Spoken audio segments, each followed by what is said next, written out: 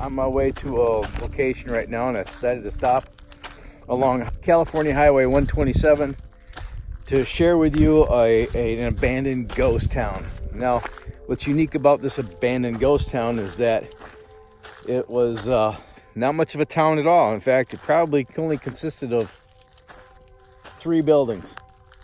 What is interesting, however, is the story behind this ghost town. So the only reason this is registered as a town at all is because it happened to be here when the geological survey was done of the area. I don't know when that was done. If I can find a survey marker, I might be able to hammer down a little more of a solid date of when this town existed. Well, that's unique. It's an old bottle cap. It has a cork seal with a piece of foil on it. That's pretty cool. We have a little bit of a can dump here. This kind of stuff is all over the place out here in the desert. Oh, look, some china.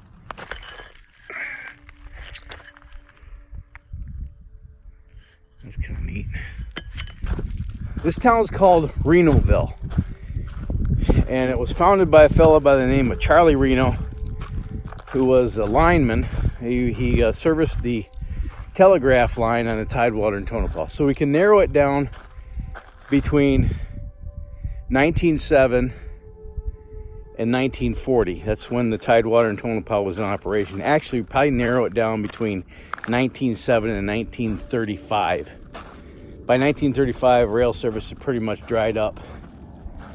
The Tidewater and Tonopah and Tidewater, whatever you want to call it, was only servicing Death Valley Junction for tourists. And by 1940, it had been completely abandoned. So we can narrow it down between 1907 and 1940. We could probably narrow that time frame down to a period between the early 20s and 1935-ish, because Charlie Reno built a general store, sold some dry goods and gasoline. However, it's unclear how much gasoline he sold. Service station with a garage, and they also sold beer to a lot of the miners around this area. You see, here's Renoville. So right there is Highway 127. You see a car go by here in a minute. There it is. That's the current Highway 127, and you can see the road that goes up. Probably just some mines up there. There's a lot of mines up all over there. And there's some more wall back in there. And Valjean is stopping the Tidewater and Tonopah somewhere out there. I'll show you that later. But here,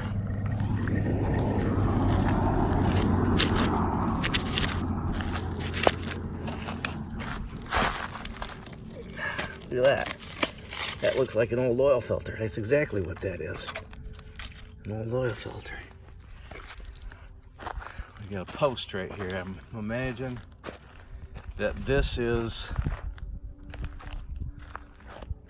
the location of the filling station. You got a stovepipe there. So probably where the gas station was. This might be where the pumps were. Let's see. Oh, yeah. That's probably where the pump was. Can you tell me what head gasket's off of? Flathead Ford, probably. Maybe that was the privy. I'm all speculating. But here's some concrete right here. So there was, see, looks like a stone wall of some sort, and there's some more over here. So you can see what's left of this. Looks like plaster. There's another slab of concrete. So the story's told that Charlie built this store out here, and he ended up marrying the school teacher from Shoshone, and he moved her out here to this wasteland to run the store while he was out taking care of the telegraph lines in the Tidewater Tonopah. So apparently this gentleman's school teacher wife found a fancy to one of her customers, and they were knocking boots. And Charlie came home one day after a hard episode out there servicing the telegraph lines, only to find that some other monkey was monkeying with his monkey. And the story's told that this his wife's lover pulled a gun on Charlie and told him, "It's my store now. Beat feet, Pete." And oh, Charlie tucked his tail between his legs and he left. There's no other information on what the outcome of that all was. I just thought it was kind of a neat little story that a guy came out here, built a store, got married to a school teacher from Shoshone. He had the life. I mean, look at the view, for crying out loud, hey? Dumont Dunes out there in the distance. Just a beautiful location, albeit a barren and desolated location. Which is probably why Charlie shouldn't have left his school teacher wife at the store selling beer. Nothing of any good ever comes when you mix alcohol with a lonely woman, or man for that matter. We got another slab here. This is probably the location of the house or the shack that they lived in. Here's some remnants. More over here. I don't know how many people. I don't know what the traffic flows here on Highway 127, but Highway 127 is the main corridor between Baker, California, and the Amargosa Junction up at the US 95 in Nevada. It's a heavily traveled road, and this ghost town is literally 50 feet off the highway, and thousands of people travel this road. This is the main gateway to Death Valley, and so many people drive by this place and never even give it a second look. But there's a ghost town right here on the highway that nobody has ever known about, and many of the locals here probably have never heard of it. But it's a ghost town nonetheless, and I thought it was kind of a neat story. Old Charlie Reno left his wife alone, and another man not only stole his wife, but stole his business as well. Poor Charlie. So now you know. That's a solid piece of steel right there, bro. What the heck is that? Looks like a crankshaft off a boat motor. I mean a ship. I don't know what that is. Signpost? Welcome to Renoville. Anyway. Here's the other one.